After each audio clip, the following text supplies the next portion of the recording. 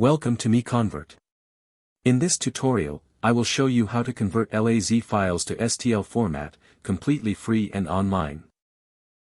Open your browser and search for LAZ to STL MiConvert.com. Click on the first result to go straight to the converter. You are now on the LAZ to STL converter page. The interface is clean and easy to use. Let's upload a file. Click the Choose File button. A file picker will open. Select the LAZ file you want to convert, then click Open. Your file is loaded and ready. You can see the file name, size, and destination format. Click Convert now to start the conversion. The conversion is in progress. You can see the progress bar moving. This usually takes just a few seconds. Done. Your file has been successfully converted. Click Download to save the STL file to your computer.